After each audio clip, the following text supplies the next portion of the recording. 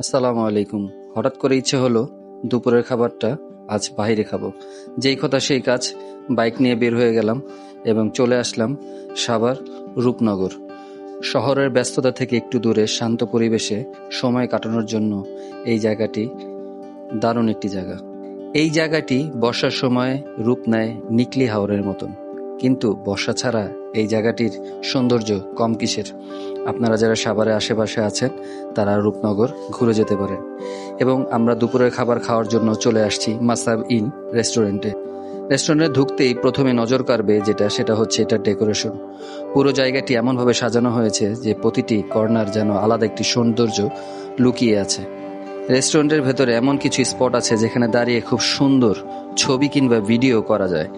যারা photography, videography পছন্দ করেন তাদের জন্য এই জায়গাটি বেশ ভালো লাগবে। প্রতিটা কর্নার এতটা সুন্দরভাবে সাজানো হয়েছে, ক্যামেরা অন করলে এটা আলাদা একটি ভাইব পাওয়া যায়। তবে আমি আপনাদেরকে রিকমেন্ড করব, যারা এই জায়গাটি আসতে চাচ্ছেন তারা পরন্ত বিকেলে বা রাতের বেলা আসতে পারেন। সেক্ষেত্রে এখানকার সৌন্দর্য আরও সুন্দরভাবে আপনারা উপভোগ করতে পারবেন। অনেক সময় আমরা শুধু খাবারের জন্য রেস্টুরেন্ট খুঁজি না, কিছু কিছু সময় আমরা এমন একটি জায়গা খুঁজি যে জায়গাটি বন্ধু বান্ধব পরিবার নিয়ে আড্ডা মারার জন্য খুব সুন্দর একটি জায়গা। আর যারা সিনেমেটিক ভিডিও করতে পছন্দ করেন, আমি বলবো তাদের জন্য খাবারের পাশাপাশি এই জায়গাটি প্লাস পয়েন্ট হয়ে থাকবে। আর ফাইনালি আমাদের সামনে চলে আসছে আমাদের আজকের দুপুরের খাবার, খাফসা। এর আগেও আমরা খাফসা ট্রাই করছি, তো এটা হচ্ছে আমাদের দ্বিতীয় খাফসা ট্রাই করা। আর এই খাফসাটা আমরা খাবো এবং এটার টেস্ট কীরকম, প্রাইস কীরকম, সব কিছুই আমরা খাওয়ার মাঝখানে আস্তে আস্তে আপনাদেরকে বিস্তারিত জানানোর চেষ্টা করব। তো আমরা এখানে রায়হান ভাইকে পেয়ে গেছি, যিনি আমাদেরকে এই খাফসাটা পরিবেশন করছে। আমরা রায়হান ভাইয়ের কাছ থেকে এই খাফসাটার কিছু ইনফরমেশন নিব। এটা হচ্ছে যে আমাদের আমরা এই রূপনগর এরিয়াতে আমাদের এটা সিগনেচার ডিশ এক নম্বরে। এটা আমাদের মাসাবি নিয়ে এটা এক নাম্বার। এর প্রাইস 1:4 এর প্রাইস হচ্ছে যে আপনার 1000 টাকা, আর 1:2 এর প্রাইস হচ্ছে আপনার 500 টাকা। এটার জন্য কি আগে কোনো বুকিং করতে হবে? না স্যার, আগে কোনো বুকিং করার যে কোনো সময় সে ইয়ে করতে হবে, অ্যাভেলেবেল আছে আমাদের এখানে। তো এটা হচ্ছে আমাদের আজকের খাপসা, যেটা আপনারা প্রাইস শুনছেন ভাইয়ের কাছ থেকে 1000 টাকা। আমরা 4 জন আসছি এখানে, আমাদের পড়ছে হচ্ছে 250 টাকা করে। এখানকার যেই চিকেনের কোয়ালিটিটা সেটা দেখাই। এটা হচ্ছে চিকেন কোয়ান্টিটি, চিকেনের কোয়ান্টিটি মোটামুটি ভালোই ছিল, ভালোই আছে। আমরা যেই বাঘের নাতিতে খেয়েছি সেখানকার চিকেন এখানকার চিকেন প্রায় সিমিলার, বাট অনেস্টলি বলতে গেলে বাঘের নাতিতে যে রাইসটা আমরা পেয়েছিলাম সেই রাইসটা এটা থেকে কোয়ালিটি অনেকটাই ভালো। সাথে কিছু কাজু বাদাম, সালাদ, ধনিয়া পাতার প্লাস মরিচের মিক্স যেই চাটনি সেটা দিছে। আর এখানে মেয়োনিজ দিয়ে আর কি একটা সালাদ দেওয়া হয়েছে।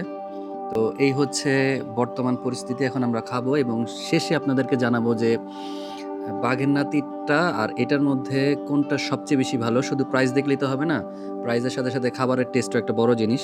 সো এখন আমরা খাওয়া দাওয়া করি, তারপর আপনাদেরকে লাস্টে জানাবো যে দুইটার মধ্যে আসলেই কোনটা বেটার। আমরা খাবারের একবারে মাঝামাঝি আছি এবং এখন আমরা এটার অনেস্ট কথা বলতে পারবো এর টেস্ট কীরকম। আর যেহেতু বাঘের নাতির খাওয়ার পর আপনারা অনেকে কমেন্ট করছিলেন যে আরও কম দামে খাপসা পাওয়া যায়, তো এই জন্য আমরা এটা ট্রাই করতে আসছি। তবে এখানকার পরিবেশ, এখানকার লোকজনদের ব্যবহার খুবই ভালো ছিল। এখানে প্রাইজের একটা ব্যবধান থাকে। আর বাঘের নাতির রাইসটা আমি বলবো এটা থেকে অনেক অনেক বেটার ছিল। এটাও খারাপ তা না, বাট এটা অন এভারেজ। যারা খাপসা কখনো খান নাই তাদের কাছে এটা অনেক ভালো লাগবে, বাট যদি ওইটার সাথে কম্পেয়ার করি তাহলে এটা একটু 2-1 পয়েন্ট কম পাবে আমার কাছে। ওটার রাইসটা এটা থেকে ভালো ছিল। আবির ভাই, আপনি তো আমার সাথে ছিলেন, আপনার মতামত একটু জানান। আর যদি এটা আমি কম্পেয়ার করি আমাদের প্রিভিয়াস এক্সপিরিয়েন্সের সাথে, এটা একটু পিছনে আছে বিকজ অফ রাইস। রাইসটা বাগের নাতিটা অনেক ফ্রেগনেন্ট ছিল, যে কারণে ওটার টেস্টটা অনেক এনহ্যান্স ছিল। আপনি জাস্ট কোনো কিছু ছাড়া without any sauce and gravy আপনি 2 প্লেট রাইস এমনি খেতে পারবেন। কিন্তু এটাও ঠিক আছে, যেহেতু বাগের নাতির সাথে এটার প্রাইসের ব্যবধান প্রায় 600 টাকার একটা ব্যবধান আছে। প্রাইসে অনেক ক্ষেত্রে টোটাল প্যাকেজ 600 টাকা। হ্যাঁ, 600 টাকার ব্যবধান আছে, কারণ খাবারের ইনগ্রিডিয়েন্টসের কারণে এটা খাবারের প্রাইস বাড়ে। এখানকার কিছু কিছু ইনগ্রিডিয়েন্টস মিসিং ছিল, যেটা আমরা বাগিনাতে খেয়েছিলাম। তো তারপরে আমি বলবো অন অ্যাভারেজ যারা সাভারের আশেপাশে আছে, বাগিনাতিটা একটু রিমোট লোকেশন হয়ে যায়, তাদের জন্য এই জায়গাটা এসে এটা ট্রাই করা উচিত আমি মনে করি, বাজেট অনুযায়ী। তবে একটি কথা, সেটা হচ্ছে আমরা কিন্তু বাগের নাতির খাপসা প্রমোট করতেছি না। এটা আমরা জাস্ট খাবার খেতে পছন্দ করি, ভিডিও করতে পছন্দ করি, এই জন্য এখানে আসা। তবে এই জায়গাটার একটা প্লাস পয়েন্ট আছে, এটা হচ্ছে সাভারের খুব কাছে, রূপনগরে। আপনারা সাভারের আশেপাশে যারা আছেন তারা রূপনগর সম্পর্কে জানেন। আর যারা সাভারের বাইরে থেকে ভিডিওটা দেখতেছেন, রূপনগর চিনেন না, আমি প্রয়োজনে ডিসক্রিপশন বক্সে এই রূপনগরের যে লোকেশনটা কীভাবে আসবেন সেটা আমি দিয়ে দিব, এবং আগের যে ভিডিওটা নিয়ে বারবার কথা বলতেছি সেটার ডিসক্রিপশনে আমি ওটা ভিডিও লিঙ্ক দিয়ে দিব।